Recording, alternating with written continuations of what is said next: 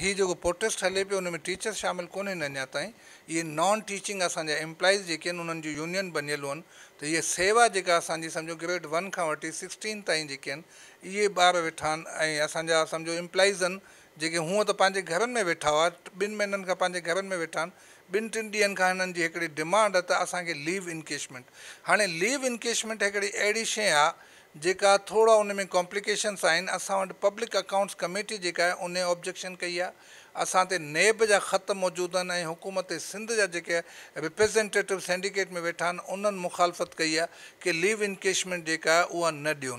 यकीनन सिंडिकेट खां मंज़ूरु थियल आहे, उन में इशूज़ मौजूदु आहिनि। यूनिवर्सिटीज़ हमेशह कंहिं ज़माने में सिंडिकेट ते हलंदियूं हुयूं, असां पाण उन जा बेनिफिशरी रहिया आहियूं। 98 में कराची यूनिवर्सिटी लीव इनकेशमेंट ॾिनी, पोइ इहा शुरू थी वई।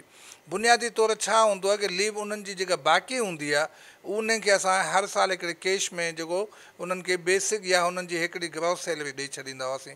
इहा सिंध यूनिवर्सिटी में मुंहिंजे ख़्याल में एॾी वधीक पुराणी कान्हे।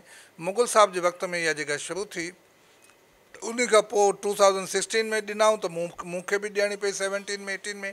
इहो प्रोटेस्ट ख़तमु करण लाइ असांखे यूनिवर्सिटी हलाइणियूं हूंदियूं आहिनि। हिन वक़्तु सिचुएशन तव्हांखे ख़बर आहे त लास्ट 2 मंथ खां बल्कि मोर देन 2 मंथ खां यूनिवर्सिटीज़ बंदि आहिनि, सभु इदारा बंदि आहिनि। इहे सभु माण्हू पंहिंजे घरनि में वेठा आहिनि। हाणे जॾहिं तव्हां लीव ते मौजूदु ई आहे, इहा लीव आहे, हिकिड़ी फोर्स्ड लीव आहे। उस्तादनि खे त समर वेकेशन मिलंदी आहे, उन्हनि जी लीव हूंदी आहे। नॉन टीचिंग लाइ का बि लीव कोन्हे। 2 महीननि खां घर में पघारूं मिलनि पियूं। तव्हांखे हिन वक़्तु माशी हालत बि खपे। यूनिवर्सिटी जेके बि आहिनि, सिंध यूनिवर्सिटी न, पाकिस्तान जी सभिनी यूनिवर्सिटी जेके आहिनि, असां सॼे साल जी फीस कान वरिती आहे। इहे 2020 में तव्हांजा पंहिंजा पाण ॿार पढ़ंदा आहिनि। असां 2nd year, 3rd year, 4th year, even pharmacy जा 5th ईयर जी जेको 50 करोड़ असांखे फीस ईंदी आहे 2020 जी, उहो 50 करोड़ असां वटि कोन आया। असांखे 27 खां 28 करोड़ मंथली जेका आहे उहो पेंशन ऐं सैलरीज़ ॾियणी पवंदियूं आहिनि। अॼु तव्हां 18 ते असांजी सैलरी जेके मई जूं आहिनि उहे बि हुननि जे अकाउंट में पहुची वियूं आहिनि। असीं पंहिंजी इहा वाहिद सिंध यूनिवर्सिटी आहे जेके पंहिंजे मुलाज़िमनि खे वक़्त खां अॻु पघारूं ॾियनि पियूं। हाणे हिननि जो इहो मुतालबो कि असांखे लीव इन, जेको असां वटि न त फाइनेंशियल पोज़ीशन आहे न लीगल पोज़ीशन आहे। बहरहाल उन खां बावजूदि बि उस्तादनि असां सां राब्तो कयो, उस्तादनि सां असां ॻाल्हायो। असांजा माण्हू उन ते कमु कनि पिया। असांजो डायरेक्टर फाइनेंस बि करे थो। असां उन्हनि खे चयो त असांजी अगरि फाइनेंशियल पोज़ीशन सुठी हूंदी, यकीननि असांजा एम्प्लॉइज़ आहिनि जेको पुॼी सघियो असां उन्हनि जी मदद कंदासीं। लेकिन यूनिवर्सिटी जी फ़िलहालु पोज़ीशन कान्हे। हीअ स्ट्राइक जेका आहे, न हिननि मूंखे ॿुधायो, न मूंसां का मुलाक़ात कयऊं, न मूंसां का मीटिंग कयऊं। बिग मीटिंग जे जेको उते वेठा आहिनि। हाणे तव्हां डिमांड ॾिसोनि त डिमांड छा आहे कि लीव इनकेशमेंट ॾियो। हिते माण्हू बुख पिया मरनि। डेली वेजिस ते जेके कमु कंदा आहिनि, जेके कॉन्ट्रेक्ट ते बेसिस आहिनि, उन्हनि खे पघारूं कोन पियूं मिलनि। तव्हां शहर जी हालतुनि में ॾिठियूं हूंदियूं त मीडिया में या ॿिया दोस्त घणा वेठा आहिनि, इलाही इंडस्ट्रीज़ बंदि थी वियूं, शादी हाल बंदि थी आहे। उन्हनि माण्हुनि खे खियण लाइ कोन्हे। हे जेके माण्हू अथनि तव्हांखे पुॼो हिननि खे वक़्त खां अॻु पघारूं मिलनि पियूं, सभु हिननि खे बेनिफिट्स मिलनि पिया। त लीव इनकेशमेंट लाइ इन क़िस्म जो प्रोटेस्ट करणु, इन क़िस्म जो एहतजाज करणु ऐं सोशल डिस्टेंस जो को बि उन्हनि ते असरु कोन पियो थिए। तव्हां वञी ॾिसो, कुले कुले सां मिलायो 50-100 माण्हू वेठा आहिनि, जेको ॾाढो ख़तरनाक आहे। इन लाइ इहो प्रोटेस्ट टोटली इलीगल आहे। हिननि माण्हुनि खे खपे त पंहिंजे घरनि में विहनि, हिननि खे पघारूं मिलनि पियनि, अलाह जो शुक्र अदा कनि त हिननि जी ईद थिए पई। लीव इनकेशमेंट जो मुतालबो जेको उन ते असीं यकीननि कमु करियूं पिया। असां यकीन ॿियूं यूनिवर्सिटी आहे, पाकिस्तान जेका का ॿी यूनिवर्सिटी ॾींदी त असां बि सोचींदासीं। कराची यूनिवर्सिटी असांखां वधीक वॾी यूनिवर्सिटी आहे। मेहरान यूनिवर्सिटी असांखां वधीक अमीर यूनिवर्सिटी आहे। मेडिकल जी यूनिवर्सिटी जेका लम्स उहा उन्हनि कोन ॾिनियूं आहिनि। जॾहिं मेहरान कोन ॾिनी आहे, लम्स कोन ॾिनी आहे, त सिंध यूनिवर्सिटी जंहिंमें अॻु में ई फाइनेंशियल प्रॉब्लम्स मौजूदु आहिनि। असांजो फीस स्ट्रक्चर तव्हांजे साम्हूं, त ॿार जेके फीस ॾेई कोन सघंदा आहिनि। ॿिए पासे असांजा ॿार जेके आहिनि उहे बुख पिया मरनि। उन्हनि वटि लैपटॉप कोन्हनि, उन्हनि वटि इंटरनेट कोन्हे, उन्हनि वटि मोबाइल फ़ोन कोन्हे। त इहे पैसा जेके उते थियनि, उस्ताद असां सां ताउन कनि पिया, लेकिन सेवा जो हिकिड़ो ग्रुप आहे, इहे बि सभु कोन्हनि। इहे मोहम्मद अली घांगरो ऐं हुन जा कुझु दोस्त आहिनि जेको इहो मुतालबो कनि पिया।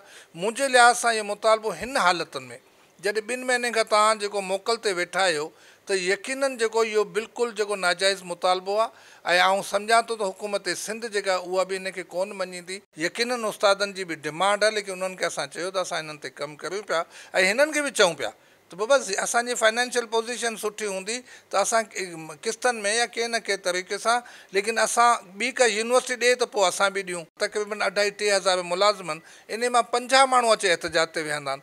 उस्तादनि जो बि जेको एहतजाज हो, ऐं मेजॉरिटी ऑफ द जेके टीचर्स उन्हनि जो थोराइतो आहियां। यूनिवर्सिटी हलाइनी उस्ताद पिया, 4 या 5 उस्ताद जेके अचे हिननि सां गॾु वेठा, उहो फोटू मौजूदु अथव। 5-6 खां वधीक उस्ताद हिननि सां कॾहिं गॾु शामिल ई कोन थिया आहिनि। त एहतजाज जेको आहे उन में आउटसाइडर माण्हू बि शामिल हूंदा आहिनि। हाणे बि अगरि तव्हां ॾिसो, असांखां जेको सन कोटा जो मुतालबो आहे, हाणे सन कोटा कीअं ॾियूं? असांखे हुकूमत जी पाबंदी लॻियल आहे, कोर्टनि जी पाबंदियूं आहिनि।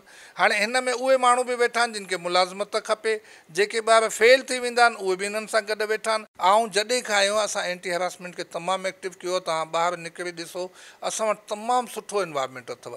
बाक़ी यकीननि हिते कॾहिं कॾहिं छा थींदो आहे, हिकिड़ो ॿ केस यकीननि असां उन्हनि ते फ़ौरन, यानी हिकिड़े उस्ताद जी शिकायत आई, मां उनखे सस्पेंड कयो। ॿिए उस्ताद जी first time in the history of the Sindh university असां फोर्स्ड लीव ते मोकिले छॾियो। यकीन इहो एॾो आसान कमु कोन्हे, कॉम्प्लिकेटेड आहे। हरासमेंट आउं इहो नथो चाहियां त मौजूदु कोन्हे, हर जॻह ते मौजूदु अथव। जेंडर इशूज़ जेके आहिनि उन ते मौजूदु आहिनि, लेकिन सिंध यूनिवर्सिटी तव्हां मेजॉरिटी ॿारनि खां पुछो त असां वटि उहा सिचुएशन कान्हे। ज़ातियात ते यकीननि मसइला हूंदा आहिनि, किथे ॿार फेल थी पवंदो आहे, किथे उन्हनि जो पंहिंजो को ज़ाती तालुकात हूंदो आहे। तव्हांखे सॼा ख़बर जेके ख़ुदा न ख़ासिता ॿार जेके उन्हनि जा रिलेशन डेवलप थियनि, शादी ब्याह जा जेके वाइदा थींदा आहिनि, उते वञी जेके लेट जेके मैरिजिस आहिनि उन्हनि जी वजह सां कुझु मामला थींदा आहिनि।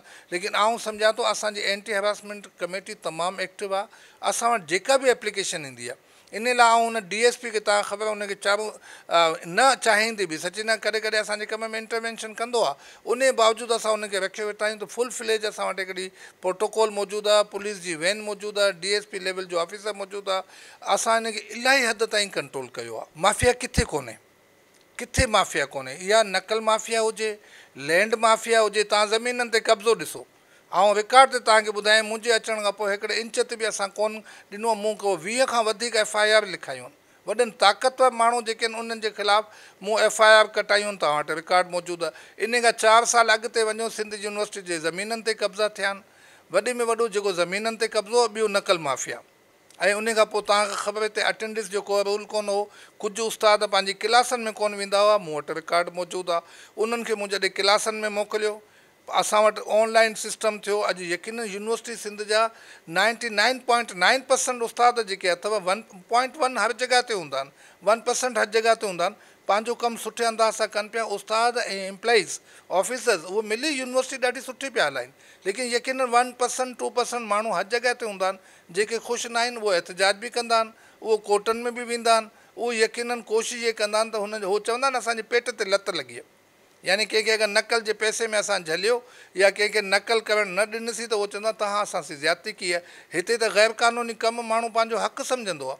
उन्हनि खे जॾहिं असां रोकण जी कोशिशि कई त उन्हनि यकीननि असां ते अटैक कयो। अलाह जो शुक्र मोह ॾिनो अथसीं। ज़ाती बुनियाद ते या उते बि जेको यकीननि हिकिड़े उस्ताद जी हैसियत सां मूं कॾहिं बि ग़लति कमनि में साथ कोन ॾिनो, त उहे माण्हू किथे न किथे हिते ज़ाती दुश्मनी ते लही अचींदा आहिनि। ऐं नाला नथो वठणु चाहियां, लेकिन मां सम्झां थो रिकॉर्ड सभु शयूं मौजूदु आहिनि।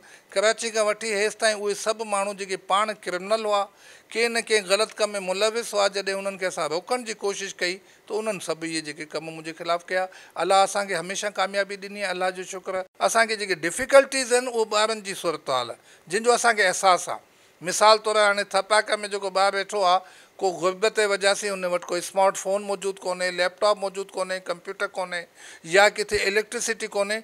असां उन ते बि कमु करियूं पिया। असांजा उस्ताद उन ते कमु कनि पिया। असां उन्हनि इदारनि सां ॻाल्हायूं पिया त हिननि खे को कर्ज़े हसना वठाए ॾियूं, को डोनेशन वठाए ॾियूं। 1 जून या first week of the June खां असांजूं ऑनलाइन क्लासिस, हाणे कुझु उस्तादनि उहे क्लासनि वठण बि शुरू करे छॾियूं। तव्हां लाड़काणे जे यंग फैकल्टी मेंबर जा उहे लेक्चर ॿुधो जेके ऑनलाइन मौजूदु आहिनि। तव्हांखे ॾाढी ख़ुशी थींदी की अॼु सिंध यूनिवर्सिटी जो उस्ताद कंहिं बि मॉडर्न यूनिवर्सिटी जे उस्ताद खां पोइ ते कोन पियल आहे।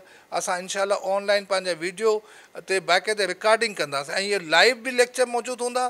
को ॿार अगरि उन वक़्तु नथो ॾिसी सघे त उनजी रिकॉर्डिंग बि उते मौजूदु हूंदी। असां हिननि खे छॾणु नथा चाहियूं, लेकिन यकीननि अवेलेबिलिटी ऑफ द फंड्स ऐं थोरी घणी जेको हुकूमत सां गॾु हलणो पवंदो आहे, ॿियनि यूनिवर्सिटी सां गॾु हलणो पवंदो आहे। असीं चाहियूं था त असां अगरि ॾेई बि छॾींदासीं त ॿियनि यूनिवर्सिटी लाइ प्रॉब्लम थींदा आहिनि। मूं हमेशह इहो कयो आहे त हिननि खे मैसेज खे सुकून सां वियो, सबर सां वियो। असां वटि फंड हूंदा त बिल्कुलु ॾींदासीं, लेकिन उन जी इब्तिदा कंहिं यूनिवर्सिटी मां थिए, यानी ॿी का यूनिवर्सिटी ॾींदी त पोइ असां बि उन ते सोचींदासीं। हिननि सां असांजूं ॻाल्हियूं थियूं पियूं, इवन असां हिननि सां ॻाल्हायूं कि अगरि हिकु गॾु न ॾेई सघियासीं त किस्तनि में ॾींदासीं। असांजो ना त आहे कोन त कोन था ॾियूं, लेकिन हुन जा लीगल इशू ॾिसणा हूंदा आहिनि, हुननि जी फाइनेंशियल पोज़ीशन ॾिसणी हूंदी आहे। ॿियो असां यूनिवर्सिटी सरकारी यूनिवर्सिटी उनखे हलाइण लाइ जेके पॉलिसी साज़ इदारा वेठा आहिनि या जेके असांजे मथां वेठा आहिनि, उन्हनि खां पुछणो हूंदो आहे। यकीननि असांजूं ॻाल्हियूं थियनि पियूं ऐं इहो मामिलो हले पियो, इनशा हल थी वेंदो।